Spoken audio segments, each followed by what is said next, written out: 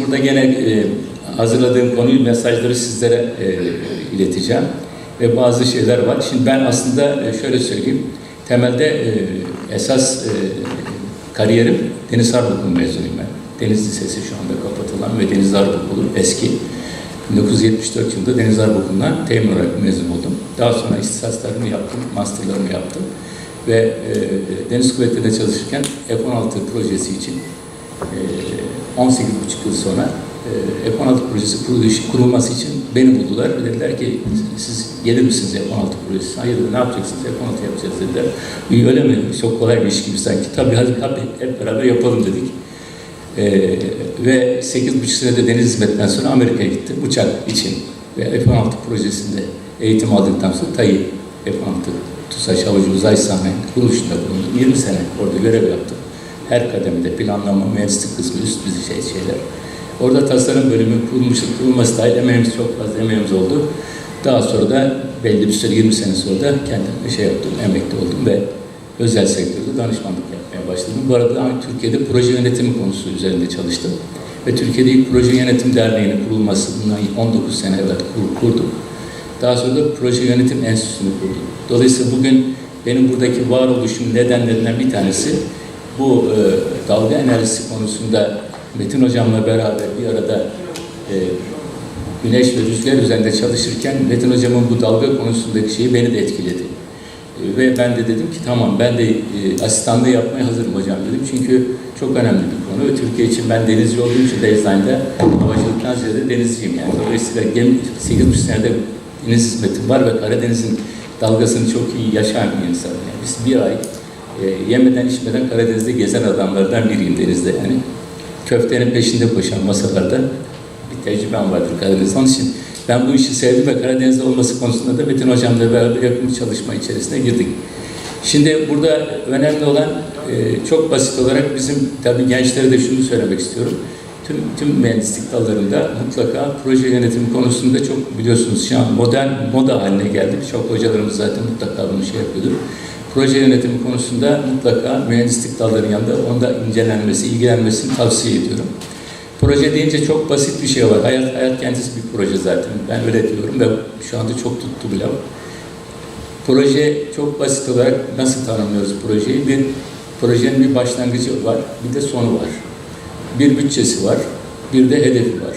Dolayısıyla bunları yerine getirdiğiniz zaman bu büyüklü küçüklü her şey bu baz üzerine kuruluyor ve projeler bu şekilde oluşuyor. Biz pek proje yöneticileri anlamında Ar-Ge'li projeleri pek sevmeyiz. Çünkü başlangıcı bellidir. Ama sonunun ne olacak konusu biliyorsunuz. Hep böyle soru işaretleriyle doludur. Ancak Ar-Ge projelerinde mutlaka bir sonu vardır. Sonu ya başarılı olur ya başka bir yöne gider. Başarılı olursa başarı hikayesini yazarız. Başarısız olursa da bundan alacak dersleri çıkarırız. Ve o dersleri bir daha tekrarlamayız. Diğer projelerde kullanırız. Bu zaten Amerikan sistemi biliyorsunuz. Bu proje yönetim, PMI dediğimiz enstitü Amerika'da. Biz onu tercüme ettik kitaplarını ve Türkiye'ye çevirdik. Ve Türkiye'de artık proje mühendisliği konusunda proje mühendislik olmaması lazım aslında. Proje meslekler üstü bir şey. Çünkü niye? Ar-Ge projelerinde birçok uzmanlık dalları bir arada çalışıyor. Dolayısıyla uzmanlık dallarının hepsini şöyle düşünüyorum ben. Bir orkestra düşünün. Orkestra şefi bütün enstrümanların çalınması konusunda bilgi sahibidir. Ama hiçbirisini orkestradaki uzmanlar gibi o şeyler kadar, sanatçılar kadar çalamaz. Ama hepsinin nasıl çalındığını bilir. Dolayısıyla böyle yapıda olan insanların proje mühendisliğini, proje yapısını öğrenmesi ve proje içinde çalışması lazım. Ben bunu tavsiye ediyorum. Bu başarı içinde önemli bir faktör olarak görüyorum. Şimdi benim buradaki şeyde ilk bu bağlamda bundan sonra anlatacağım şey SWOT analizi konusu proje yönetiminde çok önemli bir aşamadır. Bunu internette falan bulabilirsiniz. Çok fazla detayına girmeyeceğim. Ama bu SWOT adı nereden geliyor? SWOT adı işte şöyle dediğimiz gibi güçlü yönleri, zayıf yönleri, fırsatlar ve tehditler olarak bu konuyu inceliyorsunuz. Her olayı böyle. Aslında doğal olarak yapımızda şu var. Beyin, insan beyni bunu kendisi yapıyor. Yani her yaptığınız işte normalde sizin beyniniz bunları kendi içinde yapıyor ve size sonuç veriyor. Ancak bazen bazı şeyleri unutuyor. Yaşlandıkça da unutma oranı artıyor. Dolayısıyla bu bir sistematik olarak ortaya çıkıyor ve bu bir sistematiği takip ettiğiniz hata oranınız azalıyor. Onun için proje yönetiminde bu analizi yapmamızda işte kuvvetli yönleri, zayıf yönleri, İngilizceden gelen biliyorsunuz SWOT şeyi. Bir kısmı bir bölümü olumlu ve olumsuz olarak bakıyorsunuz. Bir bölümü dahili olarak güçlü yönleri, zayıf yönleri içeriği ilgilendiriyor projelerde. Fırsatlar ve tehditlerde dış etkenleri ilgilendiriyor.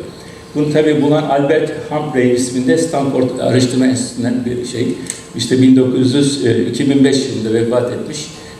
Onun bulduğu bir şey için de SWOT analizi kendisi olarak kalmış. Bunun Türkçesinde de hala bir yerde kullanma imkanımız yok. Böyle kabul ettik. Evet, şimdi biz buna devam edersek. Şimdi dalga enerjisini biz normalde bunu şöyle yapıyoruz. Proje yönetiminde grup mevcut olan uzmanları 4'e ayırıyoruz. Ve bu dört masa ayırıyoruz. Yuvarlak masa toplantısı gibi. Ve diyoruz ki biz bu 4 masada önce bunun güçlü yönleri ve kuvvetli şeyleri, güçlü yönleri şey yapıyoruz. Ondan sonra diğer zayıf yönlerini şey yapıyoruz. Fırsatlar ve tehditleri masalara görev veriyoruz. Ve herkes bunu tartışmaya başlıyor uzmanlar. Bildikleri konu olarak söylüyorum tabii. Yani dalga enerjisini şimdi biz hepimiz biliyoruz aşağı yukarı artık şu anda ne olduğunu. Ve bunlar faydaları, mahsulları hepsini bir araya çıkarttıktan sonra 4 masanın 4 ekibin şeyleri bir araya geliyor ve SWOT analizinin sonucu oluşuyor.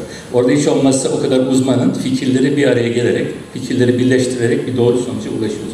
Bunun amacı ne? Bunun amacı şu, proje başladığında bunları yaparsanız, bunun bütün şeyleri analiz ederseniz sonunda projeyi doğru olarak stratejisini tayin edebiliyorsunuz ve stratejik yol haritasını çıkarabiliyorsunuz. Evet, biraz devam edelim. Şimdi burada güçlü yönlerinde yüksek verim diyoruz biz. Tabii burada baz olarak şeye baktığınız zaman ben Metin Hocam'ın projesi üzerinden çalışarak şey yapıyorum. Dünyadaki şeyleri inceledik, baktık. Ama baz olarak temelde biz Metin Hocam'ın bu şu andaki çalışmalarından esas bakarak cevaplarını veriyorum ben. Amacımız oydu zaten. Sonra sürdürülebilirlik konusunda dalga enerjisi diğer enerjilerden daha sürdürülebilir. Ne için? Çok iyi dalgasının çok devamlı olan sürekli olan bölgeler var. Yani her yerde bu yok ama bazı yerler var çok iyi. Rüzgarı çok iyi, güneşi çok iyi. Bunlar gibi dalgalara çok iyi olan bölgeler var. Orada baktığınız zaman sürdürülebilir bir enerji olarak orada karşınıza çıkıyor. Sonra üç tarafımız bizim denizlerle çevrili olduğu için bu kıyı ve yakın kıyıda biz bunu rahatlıkla bunları kurabiliriz. Bakın Almanya'da güneş enerjisi Türkiye'nin daha evvel hocalarımız bahsetti 1/3 kadar güneş enerjisi var. Ama Almanlar şu anda dünyaya güneş enerjisi satıyor. Sistem satıyor. Ve burada yaparken işte ben bunu valimize anlatmaya çalışacaktım. Burada devlet 2 katı, 2,5 katı para verdi. Ve dedi ki yapın, ben bunu alım garantisi verdi. 10 yıl, 20 yıl alım garantisi verdi. Ve dolayısıyla bu teşvik ne oldu? Özel sektör de teşvik etti ve buna herkes yatırım yaptı. Şu anda Almanya'da birçok bölge %100 güneş enerjisine döndü. Niye? Bataryalar bu sefer devreye girdi işte yapmak için. Ve artık %100 yenilenebilir enerjiye döndü birçok şehir. Çünkü hedef ne? Hedef tamamen karbon salınımını yapmak. Görevleri bu çok bilinçliler çevre konusunda ve bunu yapmayı şu anda birçok bölge başardı. Ve artık bataryalar da çok güçlenmeye başladı şu anda. Hani araçlardaki batarya 150 kilo ama apartmanlarda, binalarda öyle bir sorun yok. Onlar zaten 150 kilo da olsa fark etmez. Bir yere koyuyorlar. Enerjiyi 24 saat kullanabilecek hale kendilerini getiriyorlar. Evet, bizim de burada yakın kıyı santralına uygunluğumuz var sistemde. Sonra milli ve burada çok önemli bir konu bu projenin milli, yani dalga enerjisi projesinden bahsediyorum burada genel olarak. Hem milli hem de %100 yerli. Hiçbir parçasında yabancı ihtiyacımız yok, teknolojiye ihtiyacımız yok. Hepsini Türkiye'de üretme imkanına sahibiz. Onun için bunu önemsiyorum. Neden? Biz bunu başarabilirsek buradan ihracatımızda %100 kazanç anlamına geliyor. Bunda dikkat etmek lazım. Evet. Diğer yenilenebilir enerjilere göre verim ve yerli üretim sebebiyle fizikte avantajı var. Çünkü yerli üretimde teşvikler çok fazla. Şu anda da öyle çok fazla. Dolayısıyla %100 yerli dediğiniz zaman çarpanları çok daha güzel oluyor teşvikler dolayısıyla. Onun için de fizibilite avantajı ortaya çıkıyor dalga enerjisinde. Bunu da değerlendirmek lazım. Hibrit yapıya analiz özelliği dedik. Tabii biz gene Metin Hocam'ın platformundan bahsediyorum. Denizde bir saha elde ediyorsunuz. Bu saha deniz üstünde. Bu sahayı isterseniz birazdan anlatacağım. Her amaçta kullanabilirsiniz. Bu saha sizin bağımsız bir sahanız denizde. Dolayısıyla isterseniz denizde rüzgar enerjisi üstüne kurabilirsiniz. Niye? Çünkü denizde bir şey yok. Yani rüzgarı çok daha alçak seviyede yakalayabilirsiniz denizde. Diğer şeyler gibi değil. Onun için denizde rüzgar da yoğunluk da fazla olduğu için deniz seviyesinde rüzgar içinde iyi bir enerji alanı olabilir. Güneş de öyle. Yalnız güneşte bazı sakıncaları var. Her şeyde olduğu gibi. Dalganın da sakıncaları var. Ne? Tuzlu su. Tuzlu su ne yapıyor? İşte üzerindeki kaplamayı örttüğü için, tuzladığı için verimini düşürüyor. Ama bunu damlalar az önce konuşuldu. Çinli ne yapmış? Damla indiği zaman kapalı, yağmur yağdığı zaman bile enerji üretir hale getirmiş. Bunun sonu yok. Ama bizim de bu bir yerlerden başlayıp o sonu olmayan şeylere hep beraber, özellikle gençlerimize söylüyorum ki onlar zaten Ar-Ge yapıyorlar biliyorum. Bu konuda devam etmek lazım çünkü içinde çok güzel şeyler var ama hedefiniz dalga enerjisi olabilir ama bir bakarsınız oradan rüzgar çıkabilir. Yani bu dünyanın her yerinde böyledir. Ar-Ge yaparken Ar-Ge hedefine ulaşmak her zaman mümkün olmuyor biliyor. Ama onun yanında yüzlerce yan ürün çıkarabiliyorsunuz. Yalnız bunun farkında olmak için birilerinin mutlaka o ürünleri çıkarırken yaptığınız çalışmalarda ortaya ne çıkıyor, ne elde ediyor. Çünkü bazıları farkında olmuyorsunuz, bazıları buluş oluyor siz yaptıklarınızda. O bir buluştur, bir piyasada yoktur, çok önemlidir, bir değerdir, bir fikri mülkiyet hakkıdır. Yasalarda bu var, çok güzel. Miras olan konu bildir. Onun için ona dikkat etmek, onu anlamak lazım, onu bilmek lazım. O bakımdan yetişirken kendinize yaptığınız Ar-Ge çalışmalarının sonucunda başka şeyler çıkarsa onların üzerinde durun lütfen.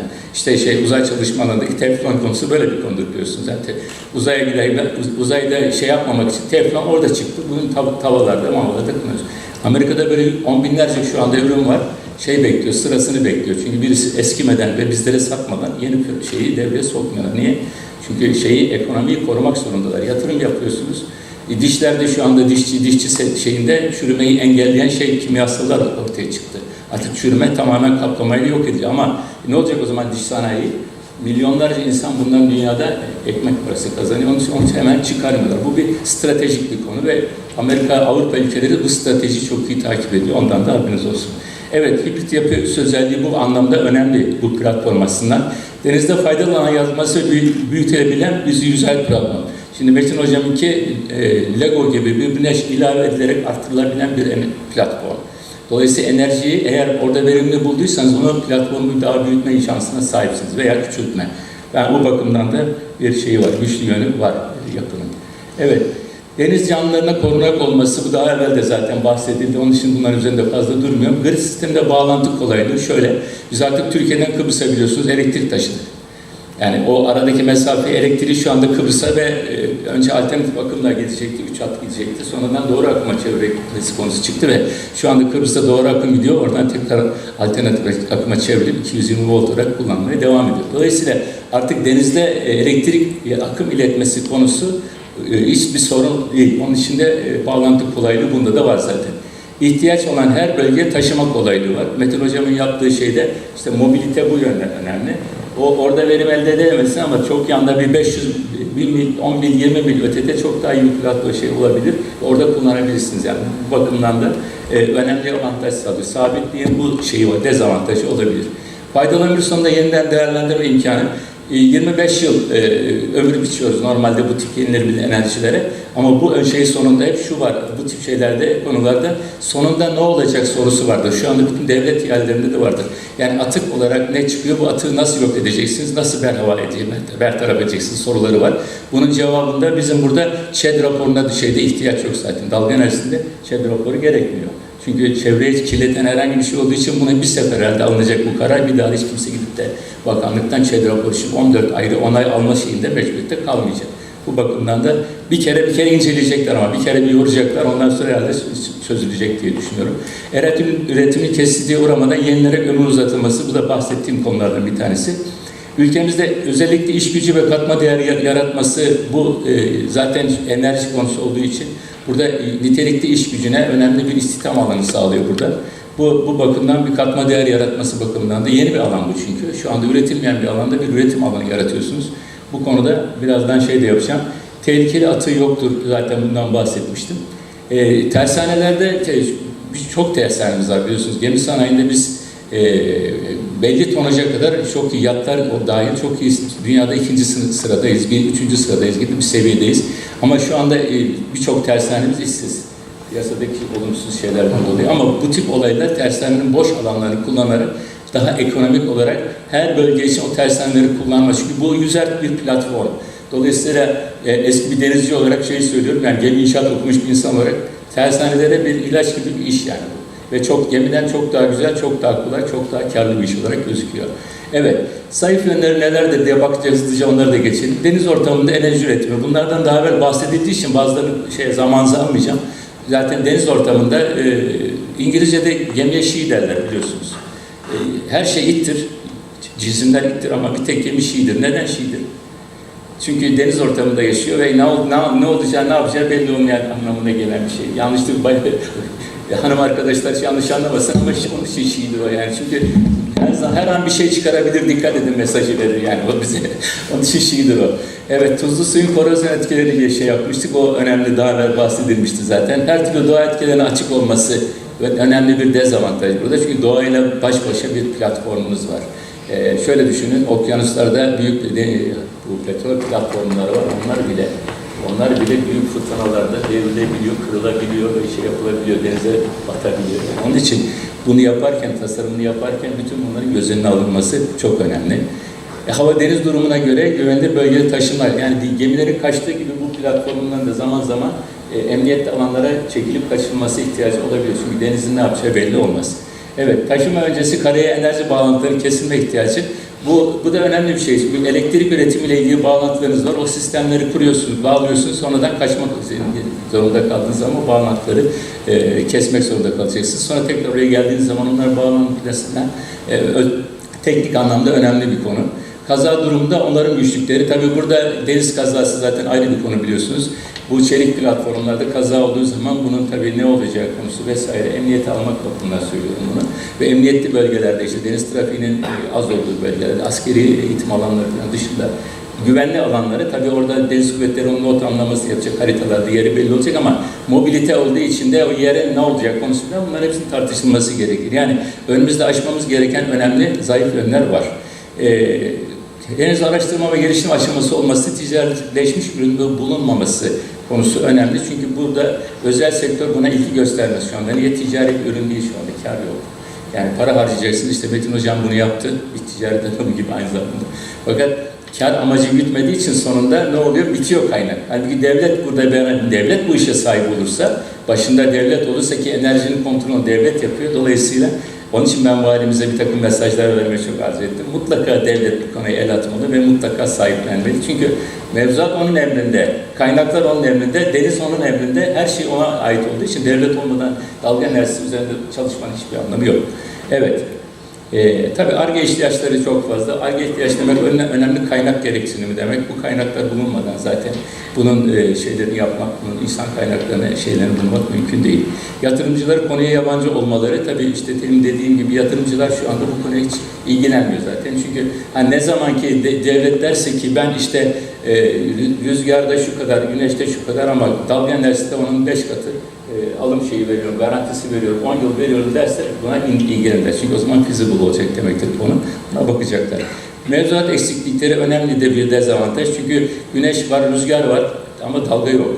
İsmi var ama dalganın altında ne olacak konusu açık değil. Dolayısıyla burada da kamudan gelen arkadaşların bu konu üzerinde mutlaka çalışacağını veya çalıştığını, EPDK ve meteoroloji bu konuda çalışmaları var biliyorum dalga enerjisi konusunda ama mevzuat yönünden hani rüzgardaki gibi artık sağlıklı şey yapan hani apartmanlara, binalara kadar yap, kullan gerisini bana ver gibi bir takım sistemlerin bunda da kurulması gerekebilir bölgeler için.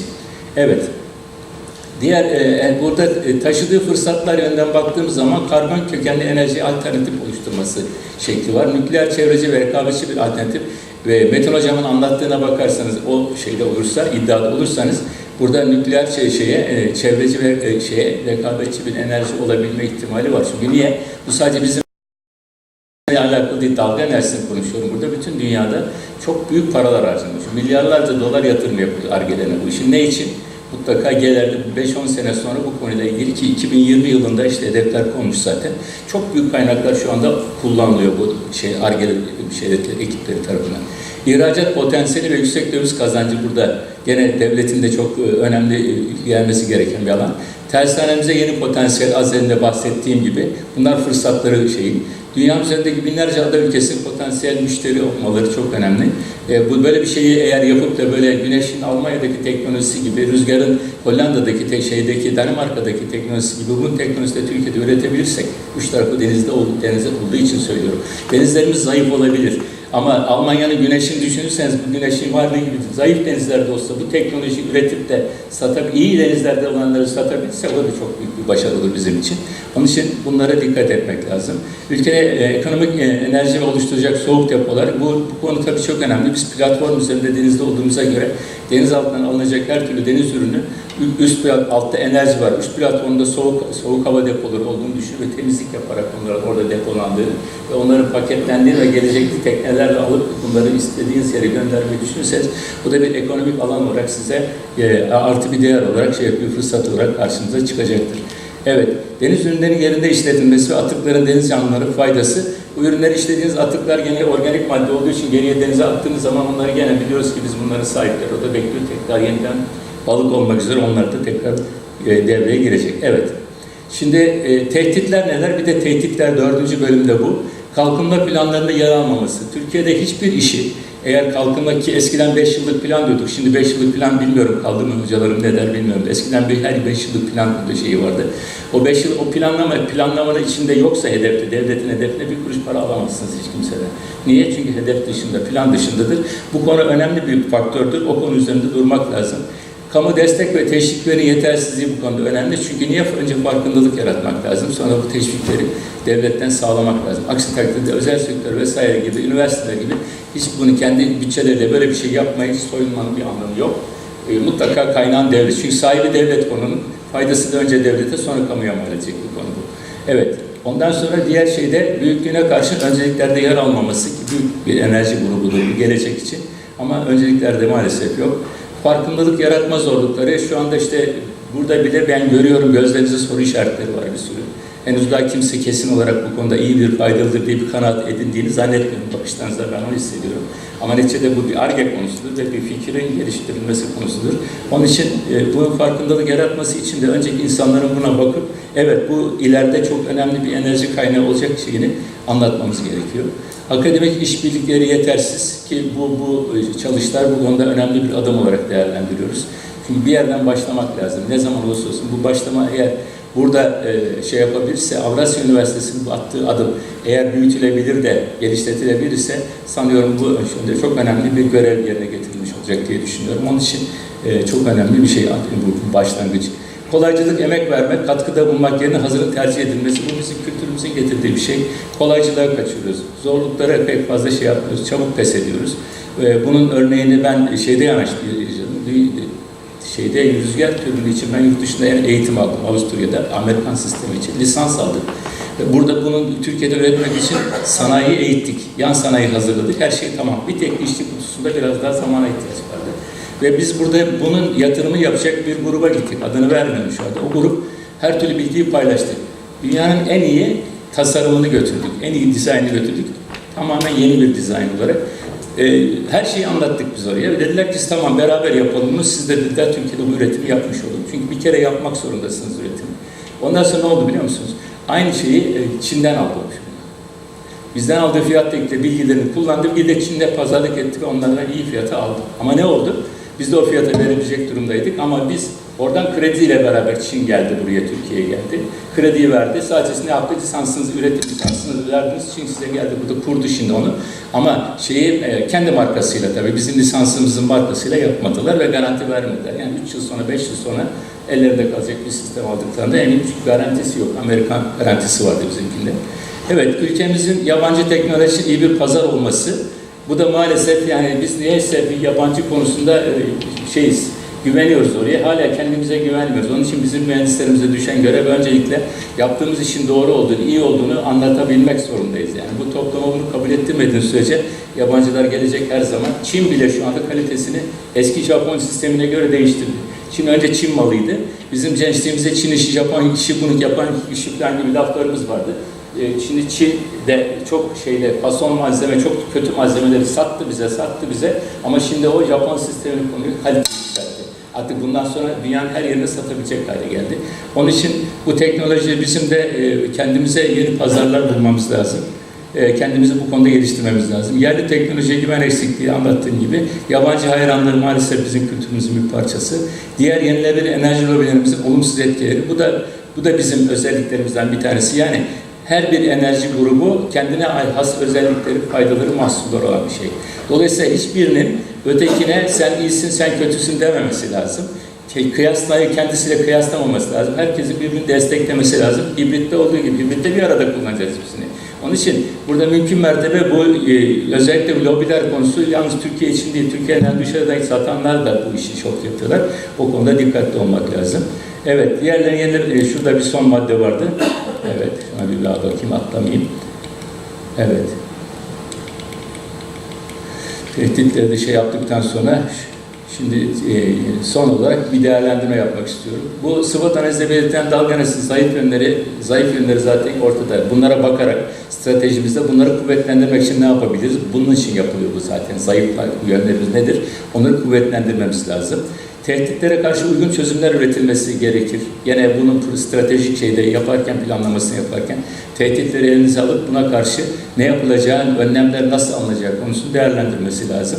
Ar-Ge ve ürün geliştirme çalışmaları planlı şekilde yapılması lazım. Çünkü bizde maalesef Ar-Ge konusunda kaynakları çok fazla yapıyoruz ama kaynakları doğru kullandığımızdan emin değilim. Kaynakları çok bilinçli ve proje yönetim mantığı içinde kullanırsak orada hedef var, zaman var ve hedefin sonunda sorumlusu var. Dolayısıyla Ar-Ge'de sorumlunun kim olduğu konusunu sorduğunuz zaman orada ben bilemiyorum ki kim çıkacak karşınıza. Gerekli yasal sürecin tamamlanması, üretime geçilmesi temelinin üst kurul ve çalışma grubu oluşturulması son derece önemli. Belki yarınki çalışmalarımızda bu konu üzerinde durup bunun belki bir üst kurul taraflar üzerinde güçlü kurullardan bir üst kurul olması var. Bir de ilgili branşlardan çalışma grubu, çalışabilecek bilgi, tekniğe sahip olan yapılardan bir çalışma grubu oluşturulmasını tavsiye ediyorum. En sonunda da tabii bütün bunların sonunda da stratejik yol haritasının çıkarılması lazım. Yani ne zaman yapacağız, ne yapacağız, bunun hedefimiz nedir, ne kadar kaynağa ihtiyacımız var, bütün bir şeyler stratejik yol haritası önemli bir sonuç bildirgesi olarak sanıyorum çıkacak. Evet. Benim burada söylemek istediğim şeyler bunlar arkadaşlar. Ben teşekkür ediyorum beni dinlediğiniz için. Kısa öz ama kusura bakmayın detaylara fazla girmedim. Bu kadar yaptık. Çok teşekkür ederim. Sağ olun. Sorularınız varsa sorularınızı bana da Metin Hocam'a da hala sorabilirsiniz. Çünkü ben valiye müsaade edecektim soru sorması için buradayken. Çünkü vakti kısaydı. Var mı bir sorunuz deyip hani ne anladığı ne anlamadığı konusu için biraz daha bir yapacaktım ama olmadı. Şimdi sizlerde varsa sorularınız lütfen sorun. Yani her soru önemli. Soru şu bakımdan önemli. Anladığınızı anlamam için soruları almakta çok büyük fayda var. Konuyu ne kadar anladığımızı o şekilde anlayabileceğiz. Var mı sorularınız? Gençler, sizlerden var. Proje yönetimi konusunda bilginiz var mı arkadaş? Kimin var bilgisi proje yönetimi konusunda? Evet, demek ki hepsi çok iyi bu konuda. Hepsi çok iyi. Evet, o anlama geliyor. Onun için teşekkür ederim. Ben bir teşekkür ediyorum. Evet, bir arkadaş galiba bir şey söyledi. Lütfen, buyurun. Buyurun. Hocam ben bu projeyi sistem olarak TÜBİTAK'a yazdım da, TÜBİTAK'a yazdım. Evet. En büyük problem ben melek yatırımcıyla da görüştüm, şahsen de görüştüm. Olumlu olarak bakıyorlar. Ama en büyük sıkıntımız şu, o bilgi paylaşımının az olması. Ben mesela bir yıldır o bilgi paylaşımı için uğraşıyorum. Evet. İsrail'de o firmaya, EcoPower'a mesela ben mail falan attım, onlar hiç olmadı zaten. O bilgi paylaşımı. Yani en büyük yaşadığımız sıkıntı o. Yoksa derdimizi anlatıyoruz. Ben daha dün konuştum. Derdimizi anlatıyoruz. Gerekli desteği de veririz söylediler. Ama yeterli bilgi paylaşımı olmadığı zaman bir yerde tıkanıyoruz yani. Evet, aslında bilgi paylaştıkça değerlendir diye bir vaat vardır biliyorsunuz. Maalesef bilgi şu anda çok para harcanan konu olduğu için kimse bedavaya bilgi vermeyi istemiyor. Çünkü oraya bir yatırım yapıyor. O yatırımı da size hiç kimse bedava verme arzusunda olmuyor. Yani bu biraz da bilemiyorum, Batı'da da var, Amerika'da da var. Yalnız Amerika'da birçok şey açık internette zaten artık. Yani çok bir şey istiyorsanız, biraz lisanınız varsa her türlü bilgi internette var. Hatta Türkiye için belki dalgalarımızın boyları konusunda ve internette İngilizce biliyorsanız cevap alabilirsiniz. Bunun için yani bugün artık bilgiye ulaşmak bence bedava. Çok kolay. Sadece ne istiyor? Biraz araştırma, biraz da lisan bilgisi gerekiyor. Onu sağladığınız zaman size hiç kimseye ihtiyacınız yok, haberiniz olsun. Evde oturduğunuz yerde bütün bilgi ayağınızda. Amerika'daki kütüphanedeki kitaplar dahil olmak üzere. Tamam. Onun için şeyiniz yok, o konuda şey yapmayın. Evet, başka var mı arkadaşlar? Çok teşekkür ederim. Biz teşekkür ederiz. Sağ olun. Teşekkür ederim. Çok sağ olun.